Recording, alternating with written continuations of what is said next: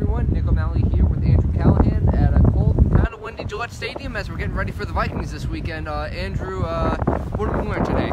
Well, it's much warmer inside, where there are compliments flying between Mike Zimmer, who we spoke with on a conference call this morning, and Bill Belichick, who would not stop going on about how much he respected Zimmer and said defensively, this is as good of a coaching job as we're going to have. Apologies if you can't hear us. Obviously, you can tell the wind is picked up. Basically, Belichick very fond of Zimmer. Zimmer called Belichick the best head coach in the league, and then Belichick goes on and on about their offensive weapon. So, one offensive weapon for the Patriots is of interest this week, and we heard about him today from Zimmer, is Cordarrelle Patterson. Started his career with the Vikings for fairly underwhelming years, so we did have 2 All-Pro nods as a kick returner, and basically Zimmer told us we could have used him better because we see what the Patriots are doing, and not necessarily from a return perspective, but how he's blocking in the run game, how he's getting handoffs as a running back, running certain routes that are really only the ones that he's best at, and that's how he's been using him. So he said, honestly, they've been using him way better than he did. It's an interesting week here in Foxborough.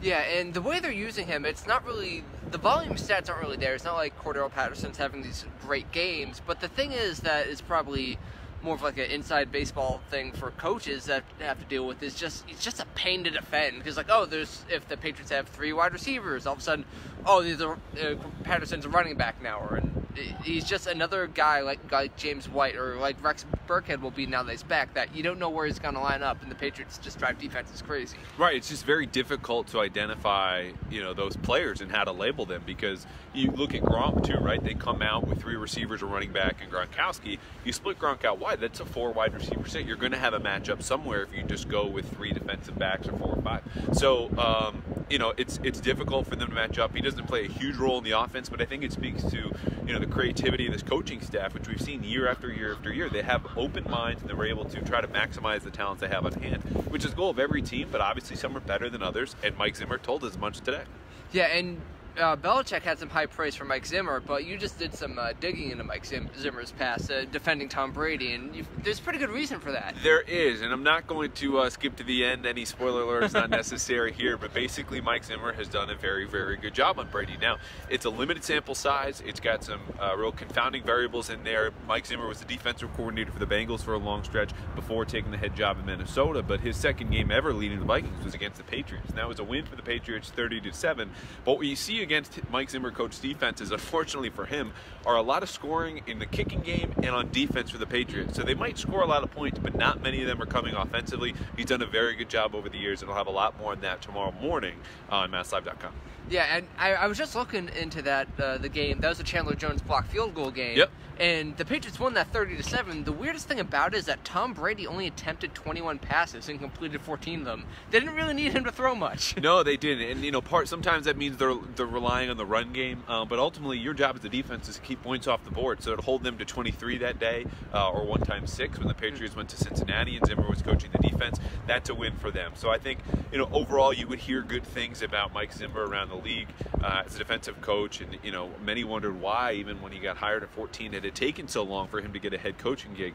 But whether he's been, wearing that hat or just strictly coaching defense, he's one of the more respected minds in the league. Yeah, since he's taken that job in 2014, the Vikings have really just been consistently good in a way that a lot of teams try to be, because even though the offense goes up and down and has a lot of different parts, the defense has been consistently one of the league's best under him. Yeah, it really has. Right now they're ranked 6th in DVOA, which is an advanced metric I like to use a lot. It counts for situations and, of course, opponent strength. So they're playing really well. You could tell, forget the metrics, how they played Sunday night against the Packers, holding Aaron Rodgers down as they did, getting after him with 4 rushers.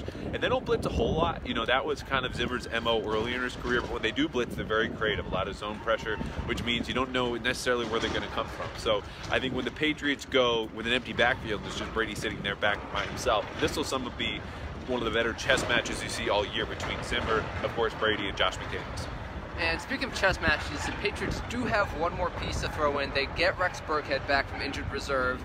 Bill Belichick praised the way he worked his way back from injured reserve earlier today, but didn't really go into how he'll be used or how much of a role he'll play. What do you think they're going to do with him?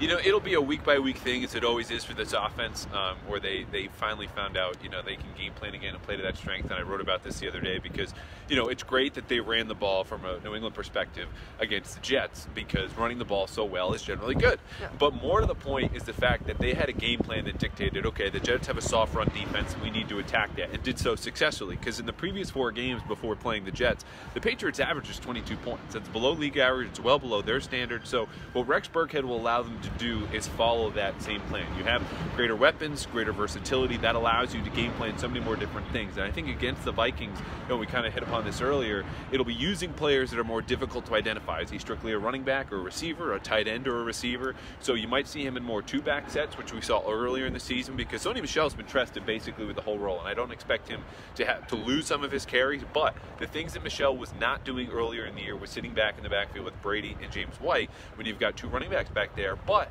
most of the times when they were in those sets, they were passing. So again, were they true running backs or receivers?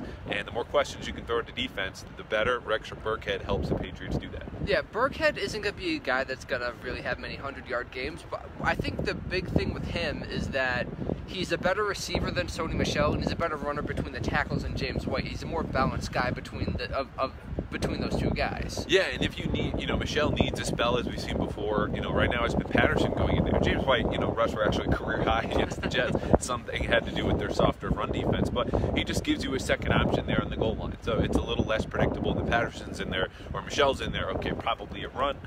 If not, James White obviously leaning more towards pass. So it's just better depth that they have, gives them more options. And like we said, this is a game plan offense. They want to attack your weak spot no matter what it is and have the ability to do that. Well, when Gronk's been out, Sony Michel's been out, and now Burkhead, you know, they haven't been able to really do that. So now they have the ability, and they're going to need it against one of the better defenses in the league.